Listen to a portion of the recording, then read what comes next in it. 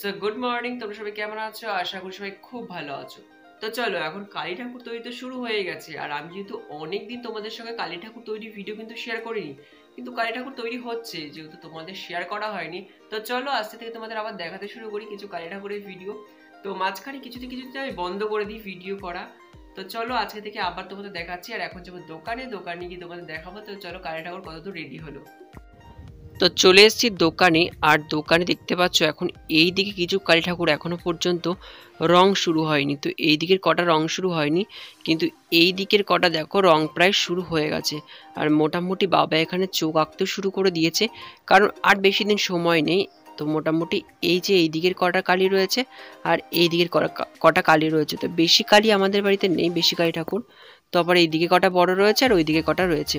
তো এগুলো 5 পোয়া আর 7 পোয়া সাইজেরই হয়েছে, এর থেকে বড় সাইজের কালি অতটা হয়নি। আর যেই কটা অর্ডার পেয়েছে সেই কটাই করা হয়েছে, বেশি এক্সট্রা করে করাও হয়নি। যেহেতু এই কালী ঠাকুর আবার এখন করা রয়েছে, মানে করার পর যদি বিক্রি না হয় সমস্যা। আর এরপরে যেহেতু আবার কার্তিক পুজো রয়েছে, তো সমস্ত কিছু মিলনে একসঙ্গে থাকে, তো এই জন্য আর এক্সট্রা করে এখন করা হয়ে ওঠে না। আর এখন আপাতত আমি দোকানে এসেছি, আর দোকানে আমি করব কি, চলো তোমাদের দেখাচ্ছি। দোকানে আমি এই যে কালী ঠাকুরগুলো দেখতে পাচ্ছ যেগুলোতে রং করা হয়নি, চলো এইগুলোতেই এখন একটুখানি খড়ি দিয়ে নেবো। খড়ি মানে সাদা কালার যেটা, তো তারপরেই সমস্ত কালারগুলো করতে হয়। তো এই যে মা এখানে খড়িগুলো রেখে দিয়েছে, তো খড়িটাই মগের ভেতর নিয়ে নিয়েছিলাম।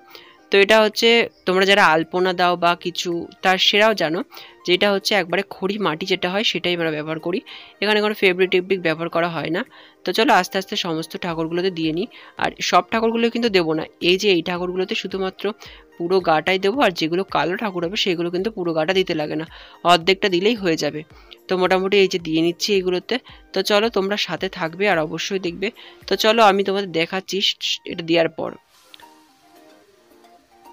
তো দেখো এখন সবগুলোতে আমি খড়ি দিয়ে দিয়েছি। তো দেখতেই পাচ্ছ ওই কালো ঠাকুরগুলোতে কিছুটা কিছুটা খড়ি দিয়েছি, বাদ বাকিটুকুনি খড়ি দিতে লাগে না। আর মোটামুটি এখন হয়ে গেছে। তো এরপরে আমি একটা কাজ করব, সেটা হচ্ছে এই যে দেখতে পাচ্ছ এইখানে যে শ্যামাকালী ঠাকুরগুলো রয়েছে, তো এই শ্যামাকালী ঠাকুরগুলো এখন চোখ দেবো, কারণ এই ঠাকুরের চোখগুলো দেওয়ার দায়িত্ব পড়েছে আমার ওপর। তো চলো চোখ কটা দিয়ে নিই। আর এই দিকে তো বাবাই রক্ষাকালী ঠাকুরগুলোতে চোখ দিচ্ছে, আর এই দিকেরগুলো আস্তে আস্তে রং শুরু হয়ে গেছে। তো দেখো চোখটা দেওয়ার পর কেমন লাগছে দেখো। তো তোমাদের এইখানে দুটো ঠাকুর রয়েছে, দুটো ঠাকুরই চোখ দিয়েছে, চোখ দেওয়ার পর দেখাচ্ছি কেমন লাগছে, তোমরা কমেন্ট করে বলো তো।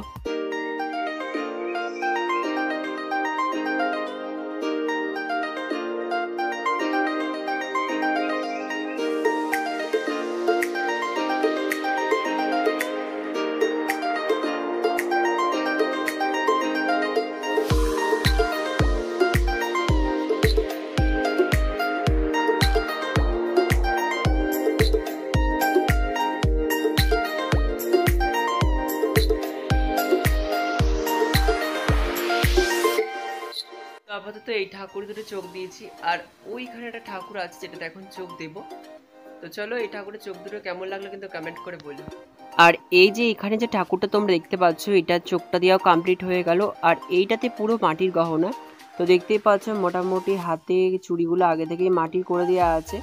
আর এই ঠাকুরের কপালটাতে একটুখানি বিয়ের যে কোণেরা যে ডিজাইনে কলকা করে সেরকম করার চেষ্টা করেছি। আর এইদিকে বাবা চোখগুলো তো দিচ্ছেই, কারণ চোখগুলো দিলেই তারপরে সমস্ত ঠাকুর যেহেতু অ্যারাউন্ড বার্নিশ করতে হবে, তো সমস্ত কিছু করতে হবে।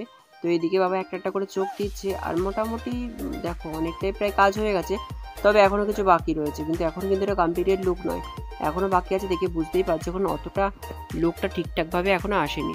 প্রথমে লাল আর কালিটা দেওয়া হয়েছে, এরপরে কিছু বাকি রয়েছে, সেগুলো দিলেই মোটামুটি কমপ্লিট হয়ে যাবে। আর আপাতত আজকে রঙের কাজ এইটুকুনি হয়েছে, তোমাদের সঙ্গে ভিডিওটা শেয়ার করে দিলাম।